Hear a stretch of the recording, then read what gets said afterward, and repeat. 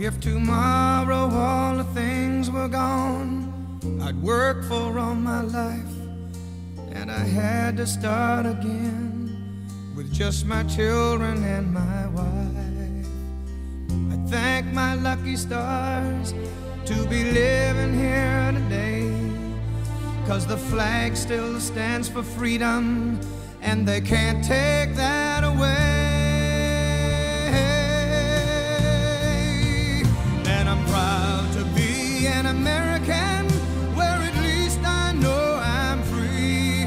And I won't forget the men who died, who gave that right to me. And I gladly stand up next to you and defend her still today, 'cause there ain't no doubt I love this land. God bless the USA.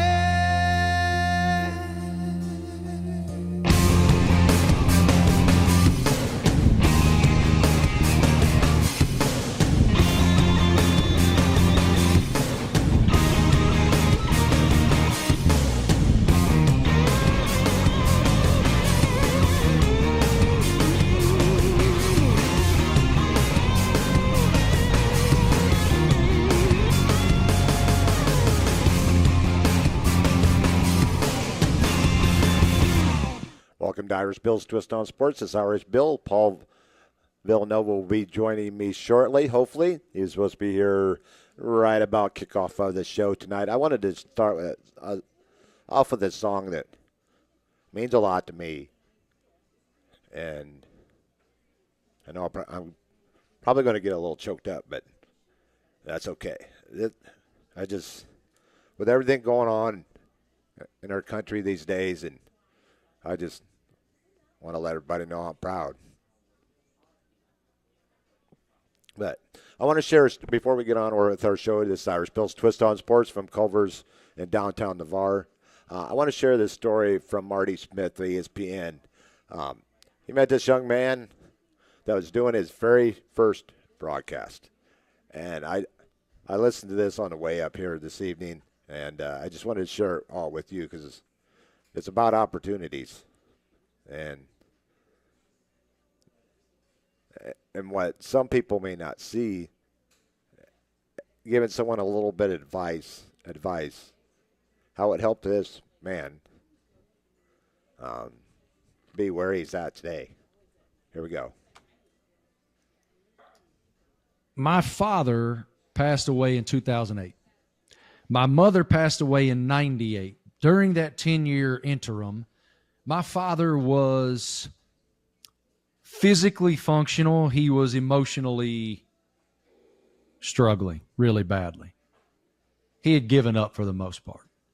And so our relationship during the last couple of years of his life was such that I desperately wanted time with him, but the time had to be on his terms when he was in a great place emotionally, if that makes sense.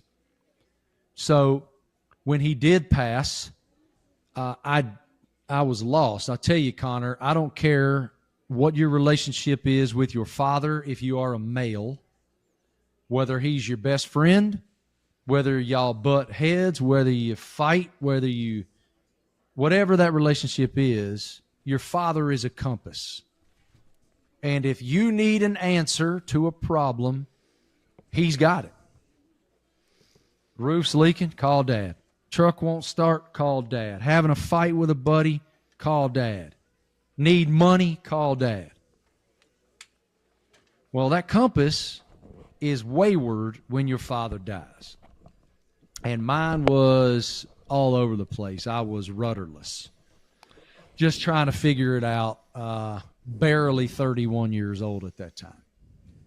And so my childhood home, because he had given up, was in terrible shape.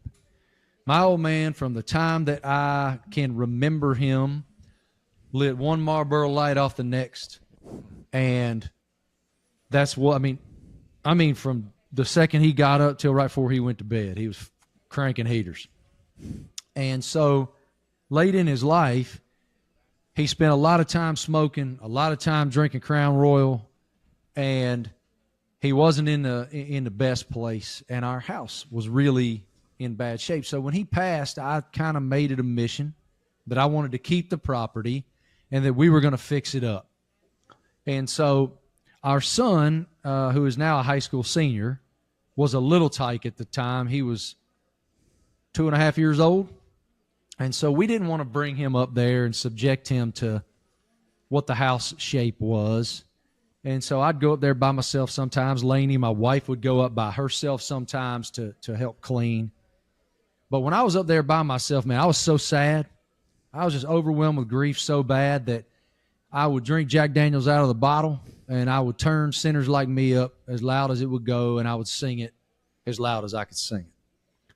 And it was a perfect vehicle to carry those emotions in that moment for me. Well, at the end of that year, I had a buddy who got us some tickets to see Eric play at a little old honky-tonk up here in Greensboro, North Carolina, called Arizona Pete's. And at that time, Eric was trying his ass off to make it, and every meet and greet was on his bus. And so I was in that meet and greet line. Every ticket was a meet and greet. So as I'm in that line, I'm like, do I tell this guy what his work means to me, or do I hedge for fear? He's going to think I'm a weirdo. So I'm like, I'm not going to do it. I'm not going to do it. Well, then the further up in the line I got, the more Jack I had. I was like, screw it. I'm never going to see this guy again. Screw it. I'm going to tell him. So I get up there on the bus, and I stick my hand out. I don't have the guts to look him in the eye, and I said, hey, man, it's going to be weird. I lost my daddy this year, and I desperately needed a tow rope. I needed something to pull me along, and that record was the perfect vehicle to carry that for me and pull me. And I know that you're going to be the biggest star in the format one day. But every single night while you're playing these little old honky-tonk sewers, there's at least one person in that crowd who desperately needs what you have to say. And tonight it's me. And I was mortified it came out of my mouth. I was about to run off the bus, and he was like, hold on, come here. Come back here. Tell me some more. So we fellowshipped a little more and went in. The show was great. About 6 months later, my phone rang. He'd been fired from the Rascal Flatts Me and My Gang tour, and his label was trying to do some goodwill, get him to do some goodwill and fish in this fishing tournament called the Porter Wagner Memorial Fishing Tournament. And it was to raise money for artists and musicians who didn't have benefits in case they needed some money in a crisis. I just wanted to share a little bit of that story. There's more of it as it goes, but it's all about opportunities. We don't know some days when they're going to come and when they're going to go, when they're going to show up.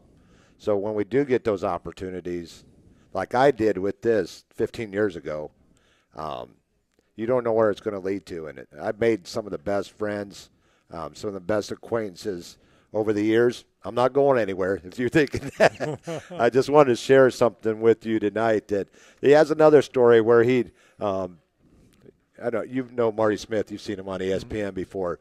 He has a young man that he walked up to that was getting ready to do he did his very first broadcast.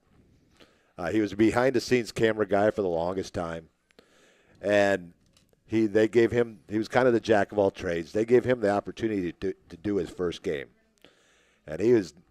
As Marty was walking up to him, he said he was just sweating his backside off. He kind of lost his place, and Marty went up to him and gave him some words of encouragement, and the guy just took off after that. Wow. So it's just about things that opportunities, like I said, with this show that I've gotten from Honey and Randy Smith every Wednesday night, the Buffalo Wild Wings show. Gosh. I'm truly blessed. And but let's talk some high school football. All right. Let's talk some college football.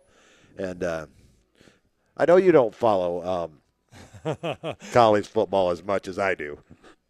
I do know who won the Ohio State Notre Dame game. You know what?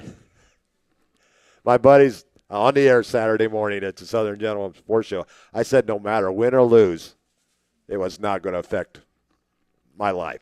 I was going to move on. Well, as the way that game ended, I didn't live up to that.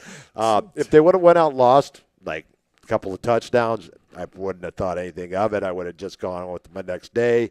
Let's move to next week.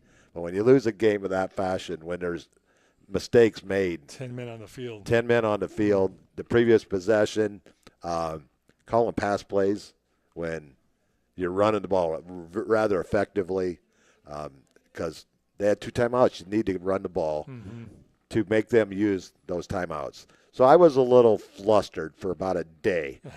What didn't help was Sunday afternoon, there's this team up north in Chicagoland. They weren't playing in Chicago, but they were in Kansas City. And they go out and they lay a complete egg. So that didn't help anything. So halftime, that game is off. And I'm watching some series on Netflix. Well, I did see the Brian Lesser quote that you responded to. Is that the worst football game of all time is going to be is it this week when the Broncos play the Bears? Yeah. You know what? I can't understand this one, but the Broncos get beat by 50, 70-20. I've never seen an NFL game like that before. I mean, I've seen some Bears games when I first started watching a long time ago that were lopsided, usually against us. But Denver coming into Chicago, they have as a 3.5-point favorite. How can you got beat by 50 last week. How can you be a 3.5-point favorite on the road at Chicago? You're a home underdog? I think I'd take Chicago in that game. Gosh, it's just really hard to say. But I did win my Pick'em League this week. So I went 12-4 in NFL games. There you go. That's good. And I did pick against my Bears. I'm not that stupid. But anyways, we had a lot of games last Friday night. We had a great one up in Carroll. First time we ever been up to the Ozark, Alabama region. We have been up in that area before in the Dothan. We played Dothan before, but that was our first time to Carroll. What a game by the Raiders. They scored enough on the ground, one through the air, and but we saw some talented play on both sides of the fields. We did. In fact, I just came from the quarterback club meeting just now, and the last part of the meeting is Coach Walls giving his assessment of the game, and he said one of their major goals was to contain the quarterback and contain the wide receiver number 2, and for the most part, They did that. No, they actually did. The quarterback we did. Yeah. The receiver we didn't. The receiver, 7 receptions, 257 yards. I tell you, I've watched a lot of high school football over the years. I remember my first couple of years when I was working with Panhandle Sports Broadcasting, and we went down to do a game in Ponte Vedra with Pace against Ponte Vedra. And there was a young man for Pace his name was Riley Hawkins, one of the best receivers I've ever seen in this area. Well, that young man trumped him Friday night. There was not a move that young man couldn't make or didn't make. And he kind of made our defense at times look rather silly. Yeah, I think he may have been the coach's son. He is. Peyton Plott. Peyton Plott. I know the coach's last name is Plott too. But overall, I think our defense played well. We held them to, what was the final, 28, and one of the touchdowns was scored late. And the quarterback, I think you told me this, through the 4-minute mark of the third quarter, we had held them to about 78 yards rushing. So overall, I think our defense improved a lot. Most definitely. And we had 2 big turnovers, both fumble recoveries by your son, some guy named Vinny. But I tell you, there was a lot of great defensive opportunities for the Raiders on that night, and they stepped up. They got on the board first, opening drive, and then Carroll came right back and tied it. But after that, the defense did stiffen up, and they held Carroll to just that first touchdown in the first half to take a 28-7 lead at halftime, and they held on. Both teams scored 21 points in the second half, and they held on. But a big night for one Connor Matthews. Oh, he's over 800 yards now, I believe. Getting close. He's at 747 yards, averaging about 150 yards a game. 13 touchdowns? 11 touchdowns in his last 3 games. Okay, but 13 overall? 13 overall. Yeah, it's on pace, that's the 26, and that would be the second most touchdowns in Raider history behind only Michael Carter. Wow. Michael had 41. I don't know if anybody's going to ever reach that number Michael again. Had 8 in the game. Didn't he have he had 6 rushing and 1 return for. He had 7 in the game against American Heritage Delray Beach. 70-26 was that game. Wow. That was 2016 when the Raiders went to the Final Four. But what a game we had. It made the ride back from Ozark that much more better. pleasant. Yeah, if we had not won that game, that was a 3-hour ride that would have seemed like 6. But I was happy with every the overall game plan. Like I said, the coach wanted to contain the quarterback, which I think we did. The receivers, another story, but overall defense played well. And some other guys stepped up on defense. Easy Gasca. Oh, what a game he had! 3 tackles for loss, a sack. Joshua Wilson. Josh had a great game as well. You won't always see it in Josh's numbers. He won't get the big stats, but I tell you, he turns a lot of backs back to the middle of the field for other people to make tackles. His knowledge of the game and his athleticism. We're blessed to be able to watch a young man like that play football. He's an impact player. There's no doubt about it. And you know what? The best part about it is 7 out of the 11 starters on defense are underclassmen. Well, or that's nice. Our juniors or sophomores. So. Most definitely, we'll be losing Tyrell and Darius and Connor and Black. Tristan Ferreira And Connor. Yep. So there's 4. Glad that Tristan moved in here at the last couple of weeks before school, because we were very shallow on the defensive line, and that has definitely helped us in the long run. Other scores from last week: Wakulla 45, Mosley 21, Bloodstown 16, Taylor County 6. Those are Thursday night games. Our game Friday night 49-28. Escambia over Milton 37-0. Walton in double overtime over South Walton. The Battle of Walton County 34-31. The game was decided by field goals in first and second overtime. Wow. But at the end of the game, there's a young man there. His name is Maston, and he's a kicker there. He's already getting offers. He's one of the young men that my son trains, Maston Joyner. He attempted a 53-yard game-winning kick, pulled it just a little bit left, but it was halfway up the goalpost when it went by. Wow. So plenty of leg. Plenty of legs. So you're going to hear a lot about that young man. And he kicked 2 field goals in both overtimes for the 34-31 win.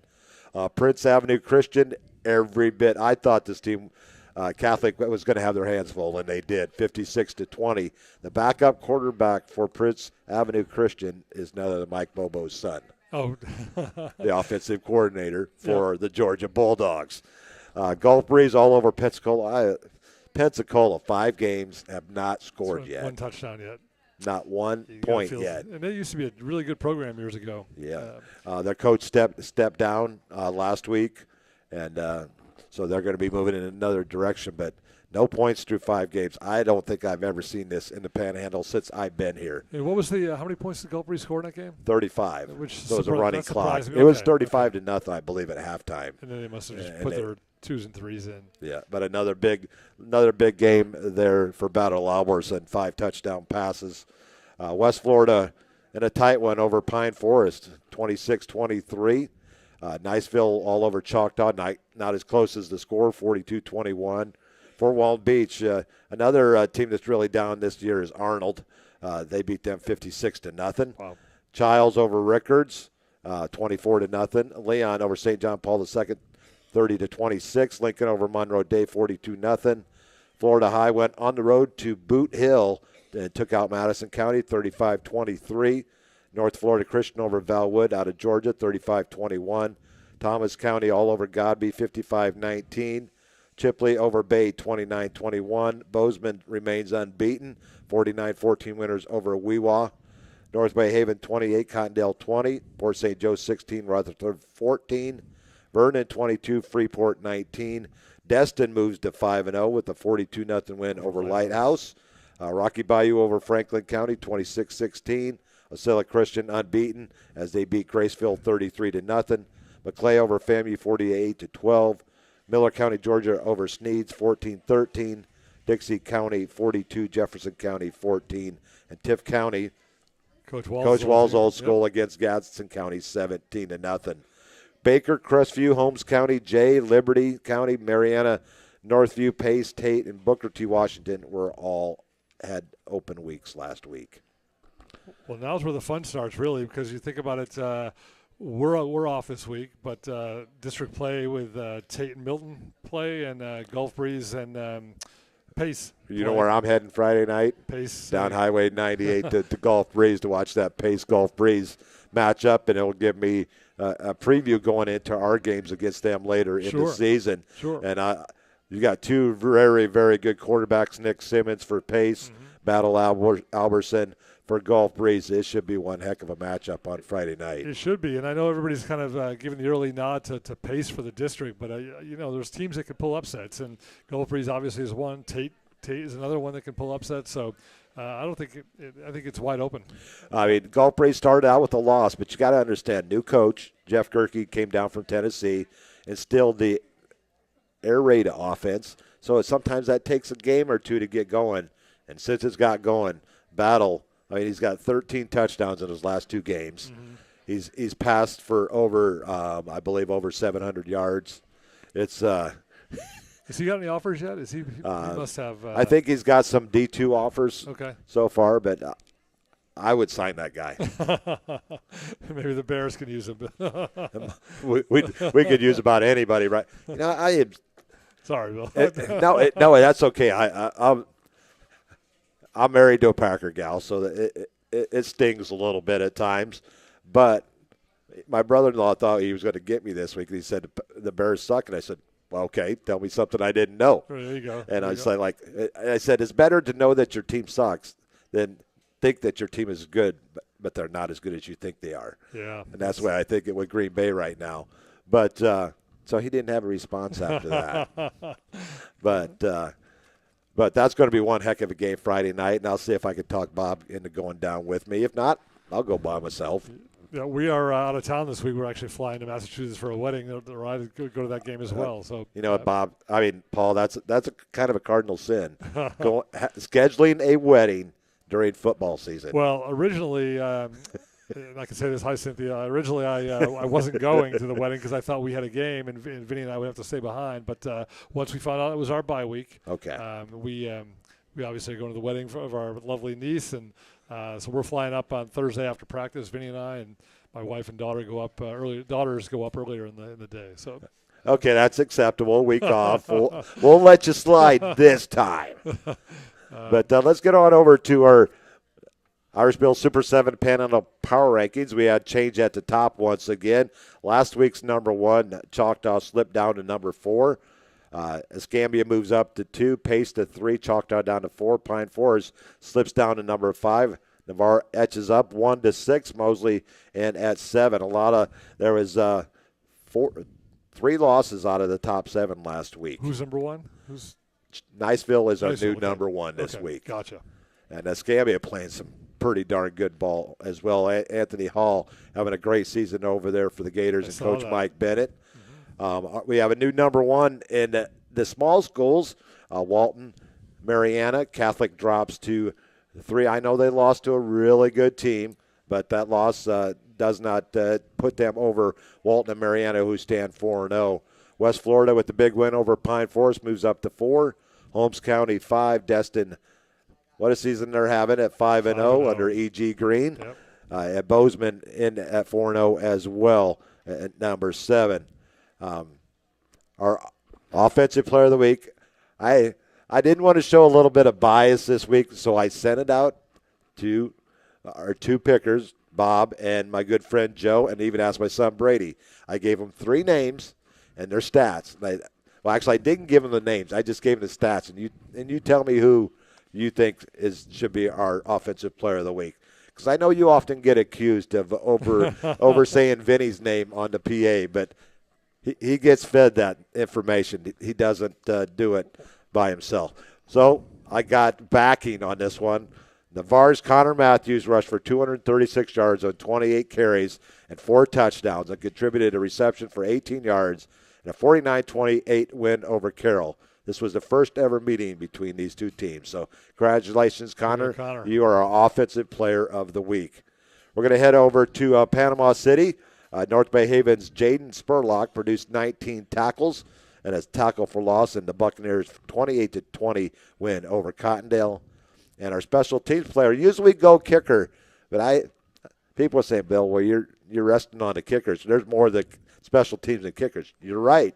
West Florida's Marquise Jones returned the kickoff 92 yards for a score as the Jaguars knocked off Pine Forest 26-23. I was watching that score go back and forth. The lead changed a few times in that game, and it's. I'm sure Tony is not thrilled about that. And they play Fort Walton this week, I believe, right? So that will give it a chance to get a little bit healthy.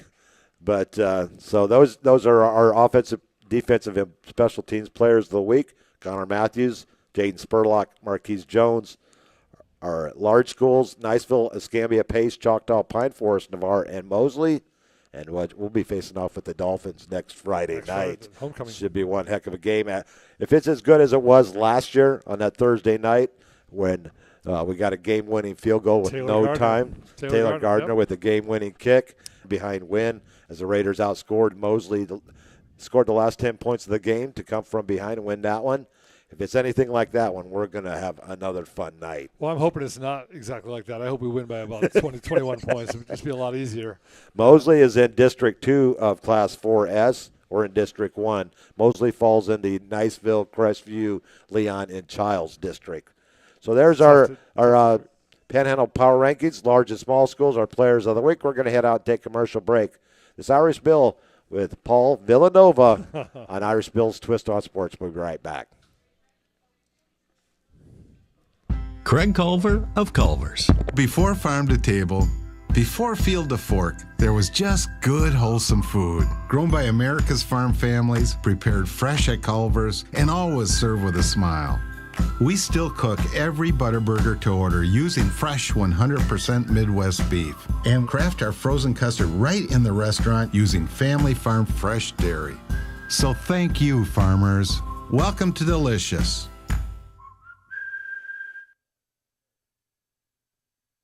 All Dry is 100% veteran-owned and operated. They have a proven process that guarantees customer satisfaction along with job completion to industry standards. In addition to water and mold remediation, they hold certifications in fire and smoke odor control cleanup, trauma, crime scene, and biohazard cleanup. If you're in the Gulf Coast region, including areas in Florida, Alabama, and Mississippi, you can rely on All Dry 24/7, 365. And you can find them on the World Wide Web at www.myalldry.com/Gulf Coast region. Thinking about selling your property? Call Ursula Householder of Coldwell Banker Realty in Navarre now. The consultation is free, and Ursula uses the best tools the industry has to offer. Her years as a top producer, relocation specialist, and Florida military market specialist will help you get the desired result. If you are buying, Ursula's experience will help you make an informed decision to find the right home for you. And if you mention this advertisement, Ursula will donate $100 to the Navarre Raider Quarterback Club when the deal closes. To find out if you qualify for any of the military rewards, call or text 850-642-5711 or email ursula.householder@cbrealty.com or go to urhouseholderhomes.com. That's urhouseholderhomes.com. Go Raiders! A strong work ethic takes pride in a job well done. This is the kind of person you need. Express Employment Professionals can help because we understand what it takes to hire the right person. It takes real people, real interviews. We find good people, matching the right skills with the right jobs from the production floor to the front office. Express knows jobs. Get to know Express. Go to expresspros.com to find a location near you. University Lending Group, located in Harvest Village, is Navarre's local mortgage lender. If buying, selling, or building a dream home is in your future, you need to contact University Lending Group. Jennifer Gomes and Stacy Wright are the loan specialists who have the experience to take you step by step to make your buying, building, or selling experience smooth. See University at 752 Navarre Parkway, Suite 56, or call 850-396-0322. Great teams have great support. The Navarre Raiders have one of the best support organizations, the Navarre Raiders Quarterback Club. All the members see to it that the Raiders have all available necessities to keep the Raiders on track, whether it's seeing to it that they're properly fed, have good transportation, or making sure that all Raider fans can watch and hear all exciting Navarre Raider football action, the Navarre Raider Quarterback Club is there to make it happen. Thanks, Navarre Raider Quarterback Club, for your support of your winning Navarre Raiders on IrishBillSports.com. Craig Culver of Culver's. Before farm to table, before field to fork, there was just good, wholesome food. Grown by America's farm families, prepared fresh at Culver's, and always served with a smile. We still cook every Butterburger to order using fresh 100% Midwest beef and craft our frozen custard right in the restaurant using family farm fresh dairy. So thank you, farmers. Welcome to Delicious.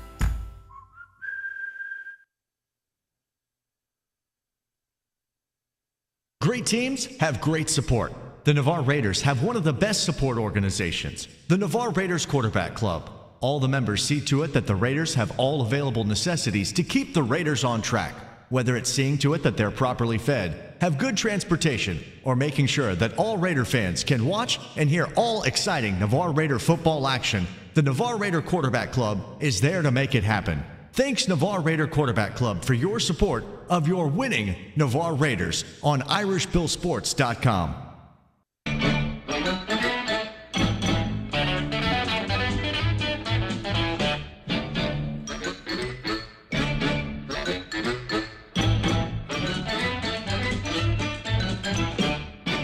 Green Acres is the place to be. Farm living is the life for me. Land spreading out so far and wide. Keep Manhattan, just give me that countryside. New York is where I'd rather stay.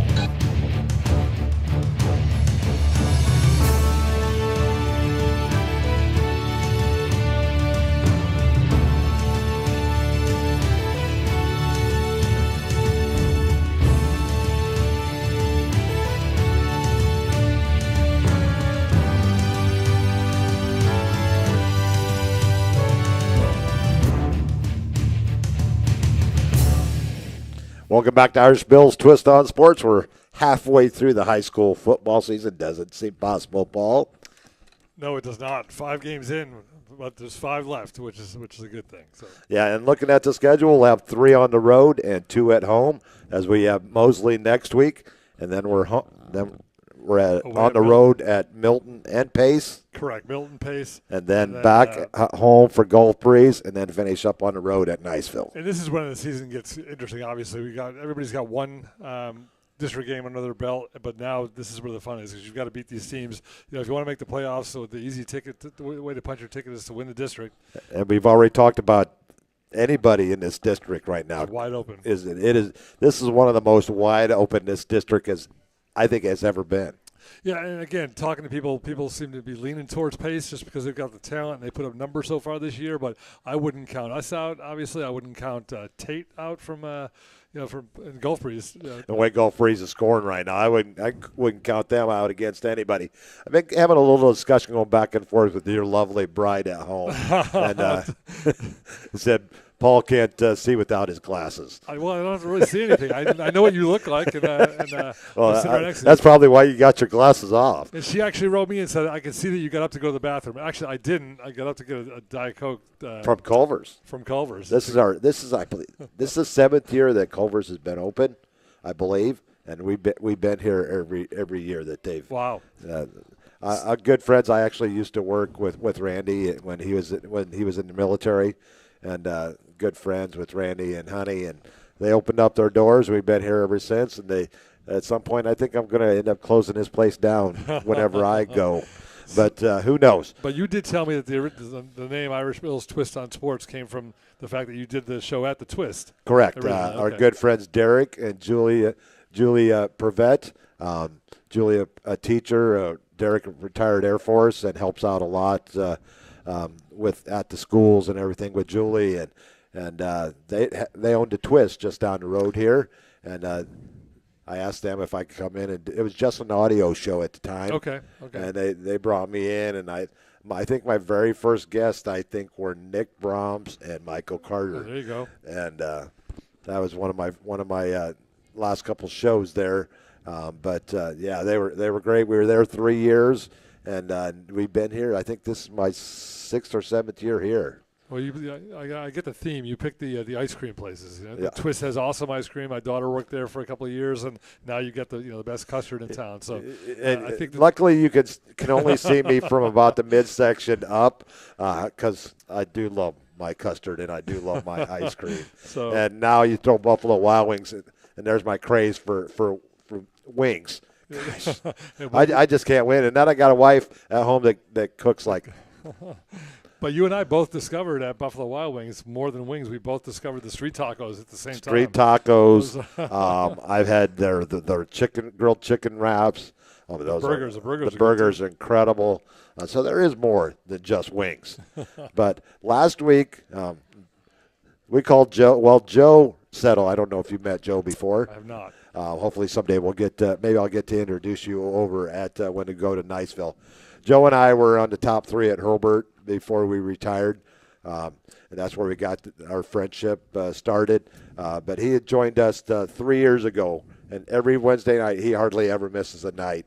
But we pick, Joe, Bob, and I pick games, high school games, 25 high school games, and 25 college games every single week. Well, last year he's made his own title. He calls himself the Pick Wizard. But Joe won both the high school and college last year, and I think that one of them wasn't even close. But right now, last week Joe won 21-4. I was respectful, 19-6. Bob, as he often does in high school picks, brings up the rear at 17-8. So am I picking for Bob this week? Did he already pick? Bob is picked, but I can send you the list if you want to. Sure. And we'll go over this tomorrow night. We're not going to tell you who we picked for this week. We're just going to tell you what games we're going to pick from. Then on Wednesday nights we tell you who we pick. So I will message you the both brackets, and you can join our you can be our guest picker this week. Yeah, and I'll make a prediction. I will beat Bob.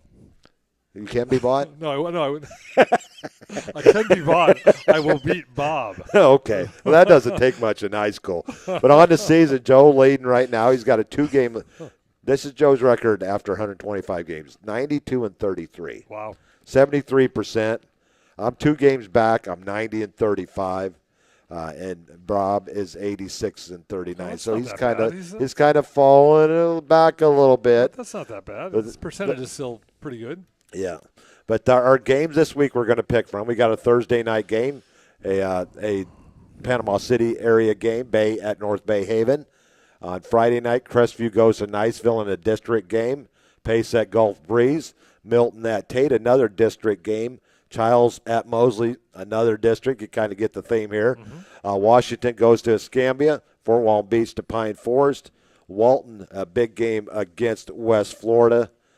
Pensacola. You think you're going to get a break in the schedule? No, you got to play Catholic this week. So at least the drive is not very far from Pensacola High to Catholic. They can probably walk. Mariana at Godby, Rutherford at South Walton, Taylor County at Sewanee. Coach Wall's very first school. I like the theme there to get his old schools in there once in a while. Wakulla, lights out this year, 5-0, going to Rickards. Lincoln going into Georgia to face Colquitt County. Great game there. Both teams unbeaten. Florida High at Trinity Catholic. Jefferson County at Madison County. Jay at Destin. Jay 4-0 on the season. Destin 5-0 on the season. A battle of 2 undefeated teams there. Vernon at Holmes County. Port St. Joe at Bluntstown. Northview goes into Alabama. Into Alberta. Well, Alberta is where one Tristan Ferrara transferred from. Yeah, that's correct. So there's a little connection there. Sneeds at Liberty County. Baker looking for their first win in the 5th week. When is the last time that Baker had not won a game? Up to the 5th week, probably. In the 5th week. Several years, right? It's been. I mean, Jay beat him 2 weeks ago. It was the first time in 14 years that Jay had beaten Baker. Wow. Kind of a transition for Baker over there. McClay at North Florida Christian. Bozeman at Freeport. Rocky Bayou at Monroe Day. And Cottondale heads over to Weewahitchka. The Gators. Oh, okay. But where is that? It's you go towards Apalachicola Okay. I think it's in between Apalachicola and East Point, where Franklin County is at. Okay. All So right. it's down in that area. So it's a drive from here. The oysters are good, no matter. Oh, gosh. We used to love to go over there at Mexico Beach before they got wiped out by the, I think it was Hurricane Michael. Yep. And that whole area got pretty much damaged. We've all been killing it in college football. Last week, I finished last, going 23-2. Wow, you finished last. I finished last Wow. because Joe and Bob both went 24-1. Did they take Ohio State? Joe took Notre Dame. Bob took Ohio State. Okay. The one game that Bob lost was he took Ole Miss over Alabama. Over Alabama, yeah. Okay. I missed the Oregon State and Washington State game because I took Oregon State. And then you know which other game I missed, and we're not going to talk about that one. But on the season, Joe is 102-7. Wow. You guys are just picking pick'ems, right? You're not no point spreads. No point spreads. I know there's a lot of mismatches early on, but still 102-7. It's pretty good. Pretty darn good. I'm one game back at 101. Actually, Bob's one game back. I'm in last place here, and Bob's at one. What was that? I'm in last place. I'm kind of used to it. I'm a Bears fan, remember? Bob 101-8. I mean, Joe's 93.6%. That's crazy. Bob 92.7. I'm 99-10. I'm not 3 bad. games back, and I'm still 90.8%, and I'm 3 games back. Yeah, but the games are going to start It's getting. going to get tougher. I looked at the rankings today. I was amazed at how many undefeated teams there are in the top 10. I mean, Georgia, obviously, but you've got you probably know them better than I do. But is it Michigan, Penn State are all undefeated? Michigan, Penn State, Ohio State. The team you're playing this week. Yeah. Duke, right? Aren't they undefeated? Duke's still undefeated. You know what? That game worries me a lot. I'm not going to go out like I did last week. I say it right here on the air, and I'm going to stand by it. I'm not. Life will go on. Maybe. But I hope that Notre Dame doesn't let one loss turn into 2. No, it shouldn't. They should beat Duke. Where is it there? Is that Duke? The following week they go to Louisville, which is Louisville's off to an undefeated season right now as well. So there are a lot of undefeated teams going on. And is Kentucky undefeated? They're playing somebody this I think week. Kentucky's on Kentucky, Florida this week. Oh, is it Kentucky, Florida? That's right. one of the games. Yeah, In fact, Florida's 3-1. here's the games we're picking this week. Okay, all right. Louisville at North Carolina State. Utah at Oregon State. That's a big matchup between the two undefeated. Actually, Oregon State lost last week to Washington State, but Utah undefeated. Cincinnati going to BYU. Florida at Kentucky, which they've had trouble with before in the past. Clemson at Syracuse, so they're going up Upper New York where it's nice and cool.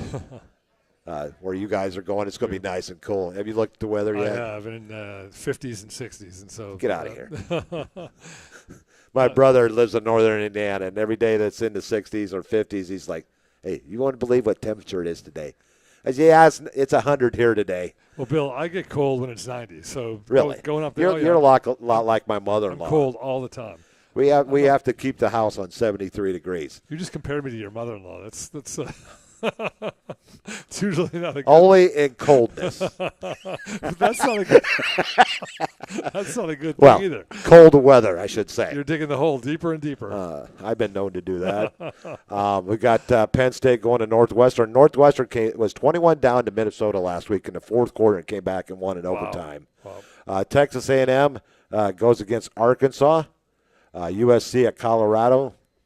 The overhypeness is kind of going backwards. I was going to ask you about that because you had your sunglasses on last week at Buffalo Wild Wings, and we did. And that was tough. That was tough. Actually, reading my stuff with those sunglasses on. What was this?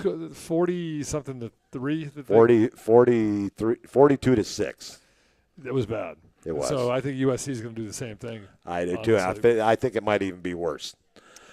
Baylor going to UCF. Georgia, Auburn, rivalry game. Mm-hmm. Not very far apart from each other. Maybe 2 to 3 hours.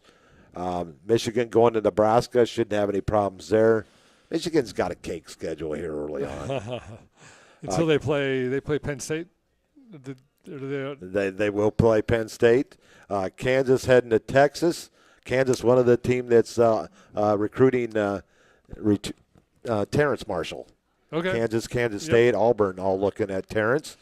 That might be my upset pick of the week right there is Kansas. I think that they could play with Texas if they get a couple breaks. I know we can't pick them yet, but we'll save those for tomorrow night. Missouri heading to Vanderbilt. Vanderbilt, you never know which team's going to show up. Boise State at Memphis. Memphis is a school that Tyrell Marshall is committed to. Yep. Hawaii at UNLV. LSU at Ole Miss. That should be a good game. LSU starting to play some offense under my least favorite coach, Brian Kelly. Oh, he was a former. Where did he coach before? Some school that lost last week. I still can't believe they only had 10 men in the field, Bill. We didn't talk about that. Did you hear his explanation? No. He came right out and said, he goes, you know what? I was getting ready to put the 11th in there, but I didn't want to take a penalty. You're at the 1. It's a half-yard penalty. Yeah. So what's the reason for the second play? I didn't want to have a penalty. I think I would take the chance and take the penalty, and they move it from the 1 to the half-yard line and have 11 guys out there. Yeah. I'm sorry, Coach, you messed up there. Oregon at Stanford, Iowa State at Oklahoma, Notre Dame at Duke, South Carolina at Tennessee, Michigan State. What a mess they have going on up there. We call them East Landfill. Oh, instead of East Lansing, I get the. West Virginia at TCU, San Diego State at Air Force, Alabama at Mississippi State should be a good game, and Washington at Arizona. And I honestly think that Washington should be the number 2 team in the country right now. Yeah, they're talking about Washington, Oregon. I don't know when they play. They play maybe a couple weeks. I think that will be the late game Saturday night. The Washington, who are they playing? They're at Arizona. Arizona, okay. Yeah, Washington's good.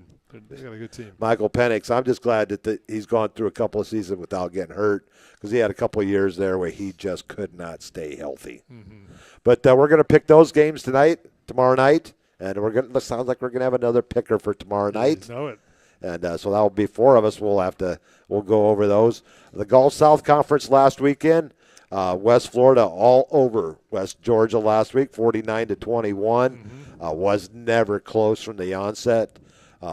Caleb Noble doing a great job in his first year at the helm. He's doing a great job over there, and we got the chance to go over there. As you know, our daughter cheers for West Florida, and we watched that game, and it was total dominance from the get-go. They played real well. And West Florida is not related to Pee Wee Herman, but Pee Wee is his first name. He's a quarterback at West Florida. Oh, okay. I did not know that. Yeah, his first name, he goes by Pee Wee.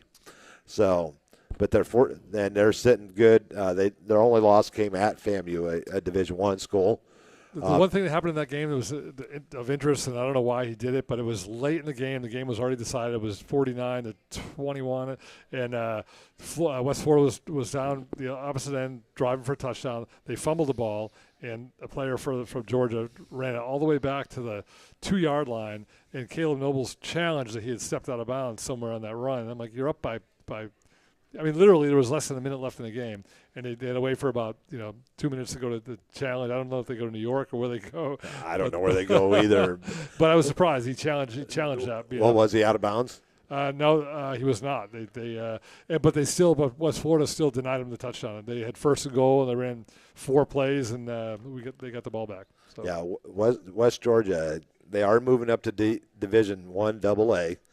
They have the facilities. I've been there. They're located in Carrollton, Georgia. As on the way to Rome, Georgia. They're about an hour south of Rome. I didn't realize that until it was Brian Lesser who told me that one of the major deciding factors if you become D1 is the facilities that you have, and money obviously is a big piece of it. Oh yeah, it's a beautiful area too. I mean, their campus probably think about 14,000 strong student enrollment. Wow. One of the bigger schools in the Gulf South Conference, up with West Florida as well.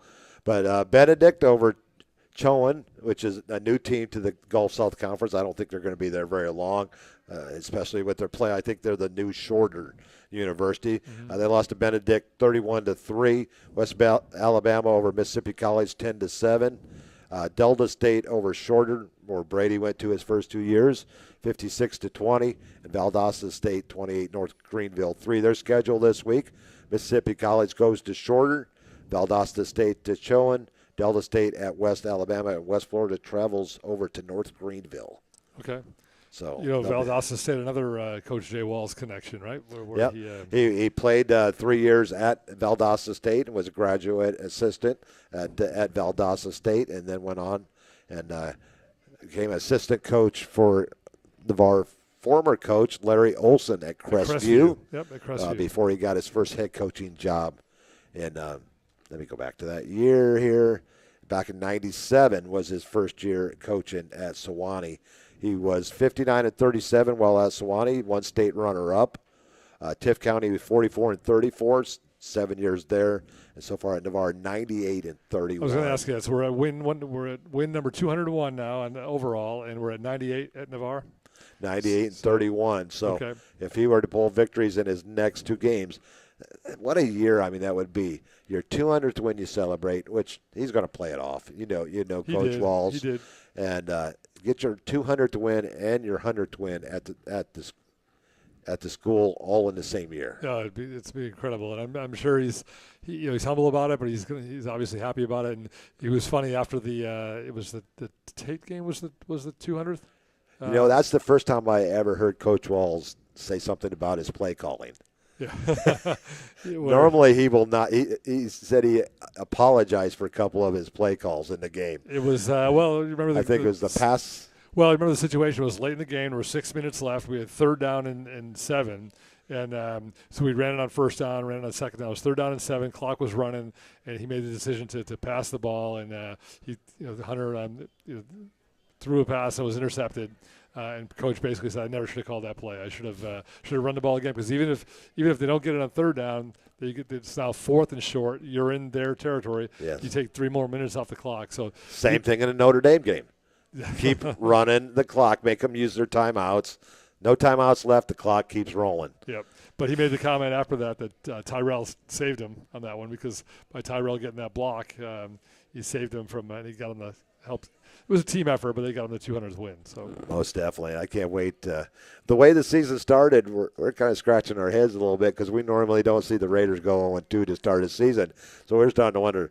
I know they're going to get his 200th win this season, but at one point. But they have righted the ship and have won 3 straight. And I think I've mentioned this several times, but when I saw the schedule early in the year, I even joked with him about it a few months back. I'm like, "Wow, you scheduled Catholic and Pine Forest 1-2." I said, you're hoping we come out of that 2-0, but obviously you're hoping for a split at the worst. And they could have and should have won that Catholic game, and but to bounce back the way they did and run off 3 in a row, and now going into a bye week with 3 wins in a row. And I think if we were both to play Catholic and Pine Forest, those would be different outcomes. Pine Forest struggling a little bit right now, and Catholic, a game we could have easily won. Yeah, probably should have won that game, but anyway. Well, there's the Gulf South Conference schedule. Over to the SIAC, which is Southern Intercollegiate Athletic Conference.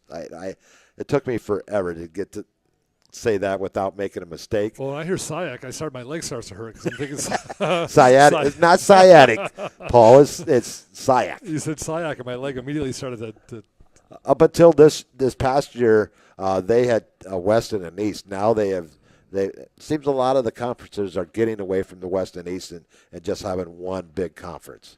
And that's what they did. The conference consists of Tuskegee, Fort Valley State, Benedict, Allen. Those schools are out of South Carolina.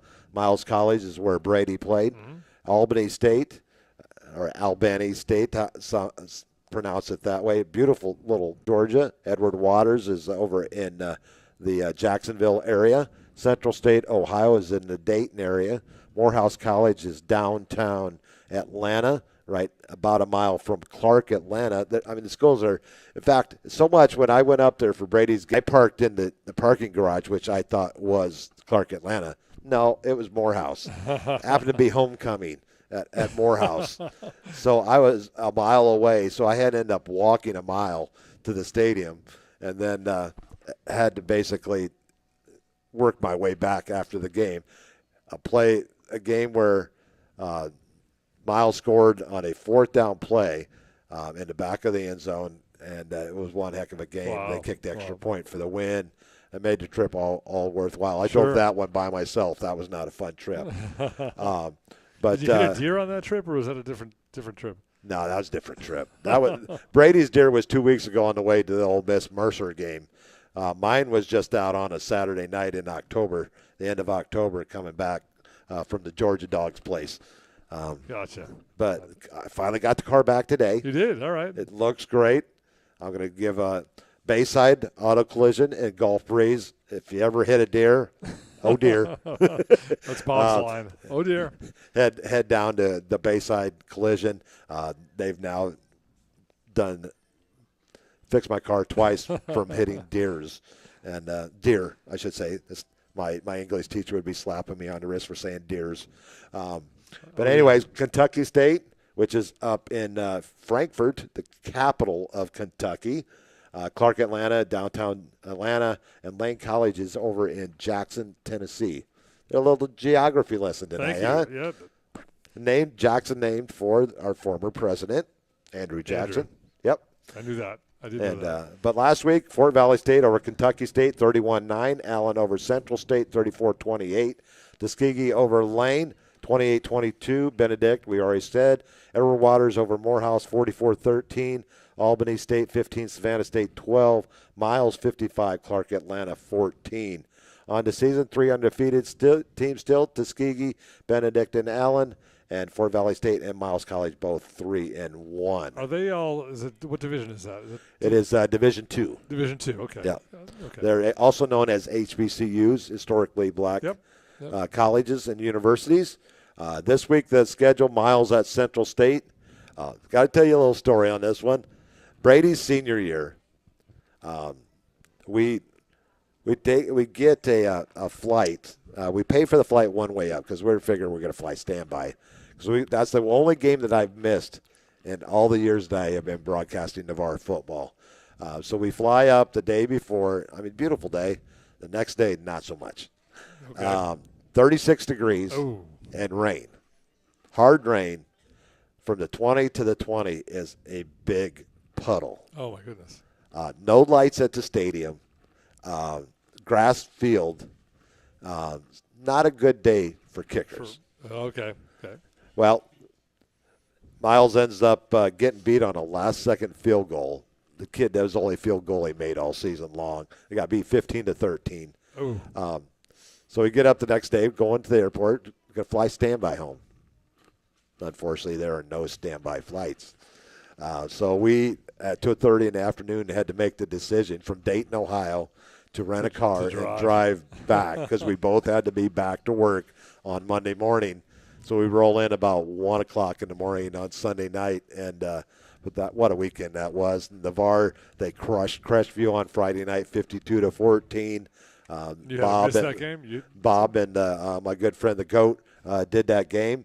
And what a night for Tyler England. He had 4 touchdown receptions and 3 interceptions. Wow. And he's still playing at Huntington, right? He is a senior at Huntington College, having a good season. And he had I'll a good bring up game Steph. last week. Last week he had 5 receptions for 84 yards, a touchdown, and he is their punt return guy. And they had a 41-6 win over LaGrange. This week they're hosting. A couple people there. So Bailey Houston still there? Bailey Houston still there.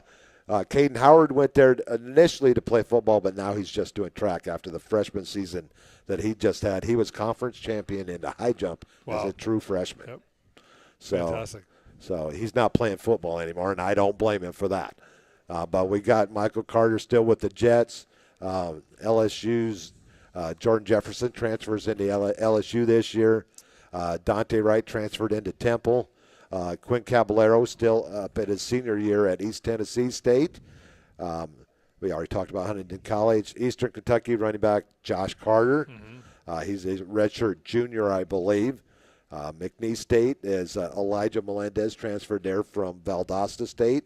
He actually got into the game last week. Oh, we did it. They're struggling Beast on before. Domino. They're both over at North Carolina Wesleyan. They're the battling Bishops Wow, okay. of All right. North Carolina West. Learned something new tonight, guys. Colorado State, Grady Kelly, what a game he had this past weekend. He's been playing 5 great. tackles Yep. and a blocked field goal in their win over Middle Tennessee State. Derek Percival's down at Weber International. Down in Central Florida, University of West Florida linebacker Devin Wright. I'm not sure if I think they're redshirting him. No, they redshirted him last year. Last So year. But they've got a huge roster. And, they do. I don't think he got in the game. We looked, and right at the end, couldn't tell whether it was 40 or 48. He wears 48 if he got in, but they've got a huge roster. Warner University tight end Davion Hardy. He didn't play last week. Kennesaw State offensive lineman Ethan Newman. He's played in the last 2 games and actually started this past weekend as a true freshman. Wow. And Birmingham Southern defensive lineman Isaac Cole. Isaac Cole. Big Isaac Cole, number 99. But the games this week, Miles at Central State, Fort Valley State at Allen, Albany State at Kentucky State, Lane at Clark Atlanta. Tuskegee goes up to Huntsville to take on Alabama A&M. Edward Waters at Savannah State and Morehouse at Benedict.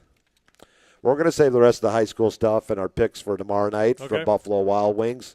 And usually when we get to the end, Bob usually does a rant. Oh, and gosh. Last year I didn't know what direction Bob was going on some of them. But this year he's been a little bit more positive. Yep. So anything that you want to talk about, or it doesn't have to be a rant or anything you want to bring up about sports or Navarre football or. Well, I could talk Navarre football all night, so I won't do that. But so you mentioned Michael Carter, and I won't get into all the stuff that happened in the game on Sunday. But I wish that he would play somewhere else. I think that they brought in Dalvin Cook. He's been a bust so far. The guy's run 18 times for. Well, the Jets have been a bust ever since Aaron Rodgers went down. True, but I think Michael's so talented, and I think he could. I would love to see him go to New England. I joke with Tony every time I see him. When of the Patriots going to trade. I know you're a Patriots fan, right? Huge Patriots fan. And that game was one of the ugliest games. I know your game was tough with the Bears. Patriots played the Jets this week. It was 15 to 10. Yeah, 15 to 10. And it was just boring. It was just not a good game. I can't understand why they are staying with Zach Wilson. Well, right now, I guess part of the reason is because what I heard was they paid so much money, guaranteed money to Rodgers, they can't afford to go out and get anybody of a big name. Because everybody said go sign somebody. They signed Trevor Siemian to their practice squad. He was on the Bears last year. Yeah, and the other thing, Wilson can throw the ball. I don't know if you saw the very end of that game. They had a Hail Mary. He threw the ball 75 yards in the air, so he's got an arm, but he just doesn't make good decisions. I heard there was actually something that happened in that game where there was some grabbing. I saw that too. They accused Mac Jones of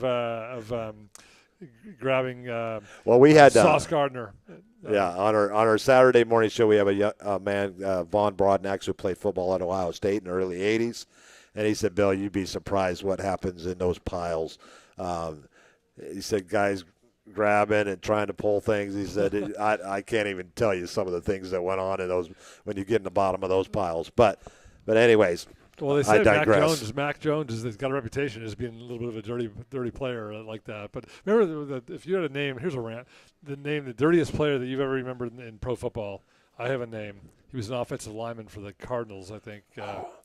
Well, there's another one for the Raiders, Ted Hendrickson. Oh yeah, he was the Stork. He was the guy who decked a Colts fan that came onto the field during a game. He was, and he gave him a forearm shiver. The guy went sideways.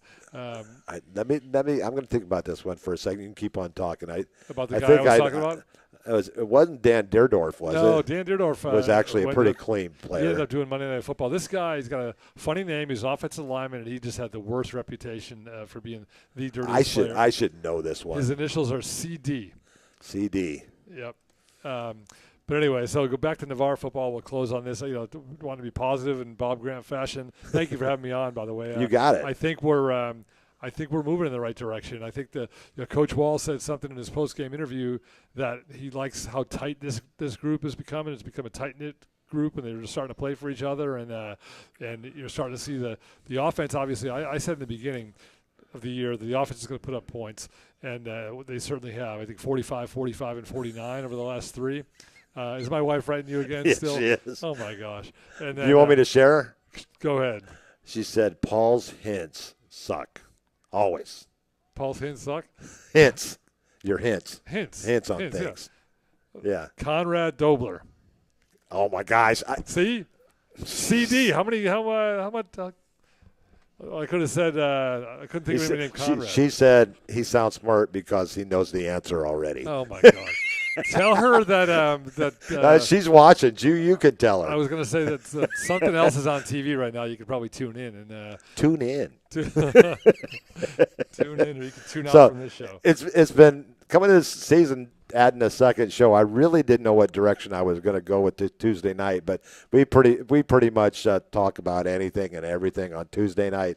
A little bit more direction on the Wednesday night show, and I think we're going to have Coach Bagley on tomorrow night. Yeah, I didn't get a chance to talk to Coach Walls at the end of the meeting tonight to confirm that, but I know he said last week he wanted to have Coach Bagley on. Hopefully he sends a couple more players in. I know that we've had so far. They've all been great. Yeah, it's been, if I can remember correctly, the first week we had the Andre Spence and who did we have? We have Josh Wilson. We got clarification. You gave me clarification. Was it you that gave me clarification on the Wildcat? So, I know I was messing that. Vinny corrected me again when I go home. So it is the Black Pearl. That package is called the Black Pearl with the Wildcat. The Wildcat, yeah. They're heavy. I think that's cool. They're heavy package. And, so we're gonna have to play the theme to that at our next game. The theme to the movie. The movie with Captain Jack Sparrow. Johnny Depp. Yeah. But remind me off air to tell you something about the comment you made on air on Friday night. So, am I in trouble? No, not that I know of. But it was funny. It wouldn't be the first time. Anyway, so. But the best ones were the jokes I had on the Bears Friday night, because Bob brought up a story that someone broke into Soldier Field last week and they stole some maintenance equipment. And I said, well, if they were looking for offense, they weren't going to find it there. And it's only appropriate since the Bears have been stealing from their fans for years. Oh, my God. So. Well, but as a Patriots fan, this year's a little bit tough to watch, too, because they're not very good, to be honest with you. So we will see it. But you knew those going away from Tom Brady. There was a debate. I want to ask this because you're a Patriots fan, and you're going to be honest with me. Over the years, there was a debate going back and forth. Was it because of Bill Belichick or was it because of Tom Brady? And I think when Brady left, taking nothing away from Bill Belichick, one of the best all-time head coaches in the NFL, but it's apparent that it was. He's 20, maybe 60-40 Tom Brady. He's 20. I think the record might be off a little bit, but I think they're 24 and 26 since Brady left. They're under 500, but you can't take anything away from Belichick either. No. I'll give you an example how people think he's the game has passed him by. I don't know if you saw the game against Miami a week and a half ago where they had their pump block where the guy, Schuler, I think his name is, he ran from the sideline and he timed it perfectly where he ran in and blocked the punt on the Dolphins. And then a couple days later, I read the Boston paper every day. Belichick said the reason I had him do that is because the holder for Miami was Jake Bailey, who used to be the punter for the Patriots, and he used to be the holder for the Patriots. He said for every time I saw him hold, he would take a deep breath and inhale right before he held the ball. So I knew exactly when to time that block, and he got it right. So that tells you how in tune he is with the game. So to answer your question, I don't know whether it's it's easy to say that it's all Brady because they haven't won since, but Belichick's a great coach. No doubt about it. But anyway. I can talk Patriots. At least Navarre won last week, and it would have been a complete flop for me this back week with the Irish and the Bears. But every week's a flop with the Bears. What's your opinion on that? I mean, he is a talented quarterback. For the Bears? Justin Fields is a talented quarterback. I think there is something going on between his ears right now. Not saying he's not smart. That's not what I'm saying. I think there is a disconnect with him and running the offense because the guy is a talented quarterback. Yeah, and I haven't watched it close enough to give you a really good opinion, but last year he was showing progress, and it looked like he was going to come out this year and play better. And I don't know. I think you could say the same thing for Zach Wilson a little bit, maybe, but He Fields wasn't counting on playing. No, but Wilson, yeah. That's true. But Fields is, I think Fields is more talented than Wilson. Oh, yeah. But only, that could only happen to the Jets. 4 plays in, Rodgers. Only the Jets would. The guy I feel the worst for, I don't know if you watch ESPN at all, but Mike Greenberg is the. He's big a Jet fan as you are. I listen to him all. He's on from 10 to noon. Correct. Every day on. I listen to ESPN 1000 out of Chicago, so he fills that 10 to noon slot, and. Yeah, I've listened to him for years. Yeah. I loved Mike and Mike over the years. I wish that never went off the air. I like Golick. Not so much a big fan of his son. I think his son more. Some of the younger generation is more go towards the shock jock. Yeah, and I'm not. I'm an old school traditionalist broadcaster and sports talk guy. I don't believe in the shock jock and the yelling and screaming. That's not for me. But Mike Golick and Mike Greenberg for years, they were on my radio every day morning going to work. Same here. But all right, I think we're going to wrap this up. This has again. been Irish Bill's Twist on Sports. Paul Villanova filling in for Seminole Bob. He is out doing the middle school football game between, let me get the message from him, Emerald Coast Middle School against Walton Middle School. Okay. The final was. He broadcast that game, or no, I think he's doing the PA. Okay. But Emerald Coast Middle School won tonight, 28-0. There you go. Well, Paul Valentino saying good night, and so this Irish Bill and Paul Valentino got me thinking. He called me Valentino for the last 3 shows. So last 3 shows. Paul Villanova. Filling in for Seminole Bob tonight. We'll be back at Buffalo Wild Wings tomorrow night. Just down the road to the west. And 8 o'clock, we'll be there. Thank you, sir. Coach Bagley will be joining us, hopefully. And we'll see you all from Buffalo Wild Wings tomorrow night for the Buffalo